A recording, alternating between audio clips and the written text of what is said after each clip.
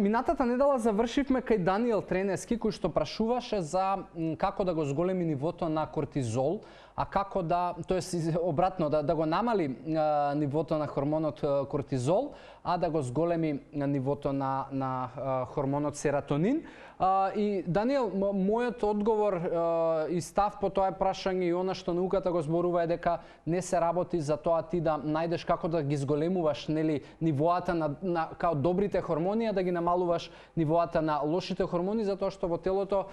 ништо не може да етикетираш како добро или лошо и се треба да е во нормални граници. И кога зборуваме особено за хормоните, затоа што кортизолот, да, нас ни е познат како стрес хормон, но не е единствено нешто кое што тоа го прави. Ако не е кортизолот, нема да може да се наспиваме, да стануваме наутро и да се будиме, функционира и се вклучува и во многу други метаболички функции, за разлика од тоа серотонинот, ако е во поголеми и претерани количини, ќе чувствуваме умор и така натаму, но кога се работи за кортизол, ако можеби имаш моментално покачени нивоа, погледни кон што правиш у моментот во животот, дали ти се случуваат некои животни ситуации стресни. Друга работа, почни со медитирање, йога, тоа можеби ќе ти помогне малку да го намалиш нивото на стрес, доколку си активен со сериозно високоинтензивни тренинзи како кросфит и така натаму, гледај да олабавиш малку, затоа што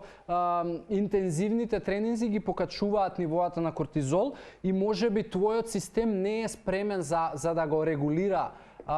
добро и да го менаџира нивото на кортизол. Кога се работи за серотонин, па од друга страна, тој се создава поради една аминокиселина што се вика триптофан. Најприсутна е во мисиркино месо и во лосос и затоа доколку сакаш да влијаеш, ќе треба да се обратиш повеќе на тие производи, но не се работи, нели, само за да се фатиш за два продукти и сега секојдневно да ги јадеш, затоа што повторно и за да триптофанот дојде во мозокот, потребни се јаглехидрати, и тоа посложени јаглехидрати, така да целокупната добра исхрана и грижење за твоето тело, дух и ум е добитната комбинација.